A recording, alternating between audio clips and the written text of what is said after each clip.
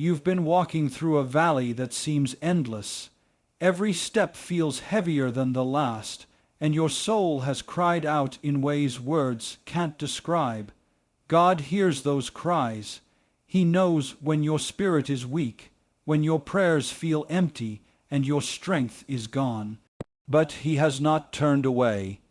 He's not waiting for you to get stronger. He's waiting for you to fall into His arms. His strength is made perfect in your weakness. The world tells you to be strong, to push forward, to never break, but God whispers, "It's okay to break, because I am the one who heals." Your brokenness is not the end of your story. It is the very place where God begins His most beautiful work in you. Paragraph 2. When your hands are trembling from the weight of your responsibilities and your nights are longer than your days, remember, God sees every tear. He is not a distant observer, but a present Father who knows exactly what you need before you ask. In your silence, He speaks. In your exhaustion, He provides rest. The world moves fast, demanding more than you can give, but God invites you to pause, to be still, and know that He is God. This stillness is not defeat, it is divine strength. It is in that quiet surrender that your soul begins to breathe again. He doesn't call the strong, He strengthens the called. Paragraph 3. You may feel forgotten, like your efforts go unnoticed and your prayers unheard. But God has never taken His eyes off you, not for 1 second. While others look at your smile and miss your struggle, God sees both. He doesn't judge your weariness, He welcomes it. He wants you to come to Him, not when you've figured it all out, but exactly as you are tired, confused, and even doubtful. Because He is not afraid of your questions or your fatigue. He knows every burden you carry and every battle you fought in silence. And still, He chooses to love you completely. Paragraph 4. Strength in weakness doesn't mean pretending you're fine when you're breaking inside. It means acknowledging your pain, your limits, and then laying them at the feet of Jesus. True strength is not found in independence, but in dependence on Him. When you surrender what little energy you have, God breathes life into your spirit. He takes your broken pieces and shapes them into a testimony. So when you say, "I can't go on," He says, "Let me carry you." Your weakness is not a flaw to be hidden, it's a place for His power to be revealed. Paragraph 5. There are moments when your soul is so weary that even opening your eyes in the morning feels like a battle. But let me tell you this, God is not disappointed in your tiredness. He does not grow weary of your neediness. In fact, He delights in being your strength. His love isn't conditional on your performance, it's rooted in your identity as His child. When you feel like giving up, He reminds you that you're held, you're seen, you're known, not for what you do, but for who you are in Him. That truth alone can bring light to the darkest places of your heart. Paragraph 6. Sometimes the strongest act of faith is simply getting through the day. God honors that. He sees the effort behind your silence, the strength it takes to keep going when your heart is breaking. The world doesn't always understand invisible battles, but God does. Every tear you shed is collected by Him.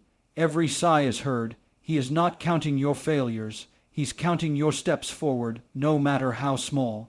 Don't minimize your courage just because it doesn't look like someone else's strength. You are running a race only God fully sees, and He is proud of you. Paragraph 7. You were never meant to carry the full weight of your life alone. That's why Jesus says, "Come to me, all who are weary and burdened, and I will give you rest." He doesn't say, "Come to me when you're strong," or "Come when you've figured it all out." No, he says, come now as you are, tired, worn, empty. That invitation is your lifeline. It's not weakness to need help. It's wisdom. God's rest is not just sleep for your body, it's peace for your soul, clarity for your mind, and strength for your spirit. Paragraph 8. You might feel like your prayers are bouncing off the ceiling, but in reality, they are reaching heaven with a power you cannot see. God responds not just to the words of your mouth, but the cry of your heart. Even when all you can muster is, Lord, help me, that is enough. His grace rushes to fill every gap in your strength, every crack in your faith. He doesn't need perfection, he just wants your presence.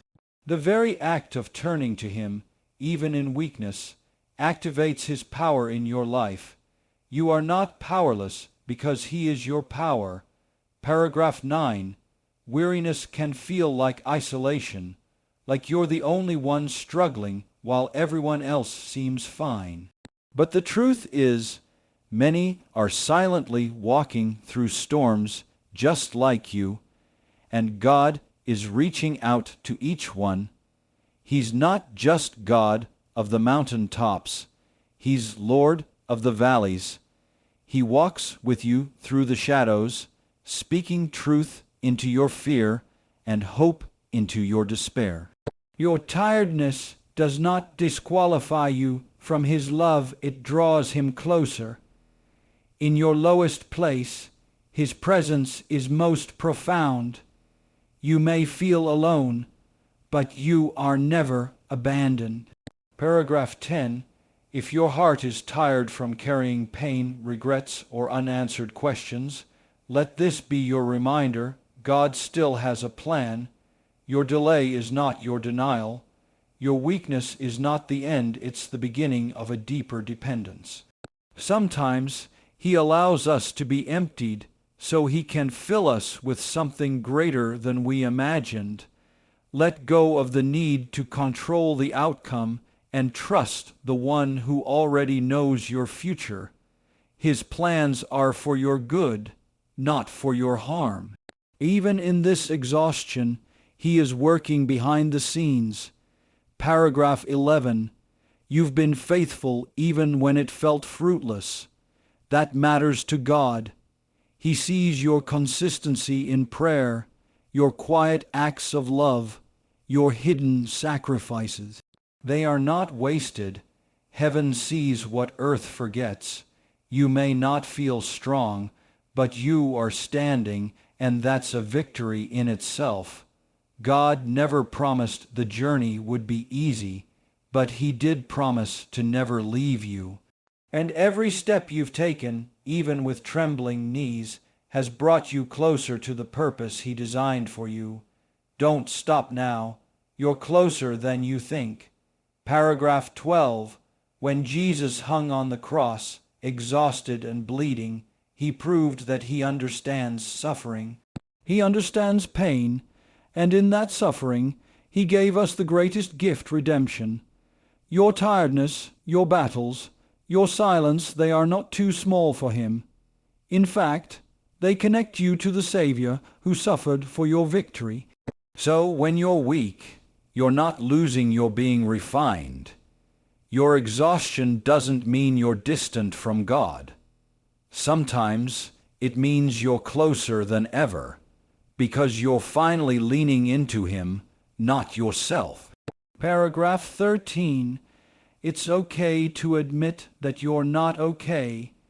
You don't have to wear a mask with God. He already knows, and still, he calls you beloved. He knows your trauma, your triggers, your fears, and he still wants your heart. Not the polished version, but the real, raw, tired one. That's the heart he wants to heal. You don't have to prove anything to earn his love. It's already yours, right now, exactly where you are. Let that truth sink in. You are deeply loved by the Creator, even in your weakest moment. Paragraph 14. Your tired soul is not a burden to God. It's an invitation to experience grace like never before. Grace that restores, that lifts, that holds you when everything else falls apart. You may have been running on empty, but He never runs out of mercy. His love doesn't expire. It renews you every morning. Even now, He's whispering, "Come to me," not with strength, but with honesty. He can do more with your surrender than you can do with all your strength combined. Paragraph 15. Faith doesn't always roar. Sometimes it's the quiet whisper, "I will keep going." God honors that whisper. He multiplies it into strength that surprises you. You think you're at your end, but God sees a new beginning. The enemy wants your exhaustion to turn into discouragement, but God is turning it into endurance. You are being refined, not defeated. Strength in weakness isn't a contradiction, it's a promise. And as long as you breathe, there's more ahead. You are not finished. You are just beginning to see what God can do through a soul surrendered in weariness.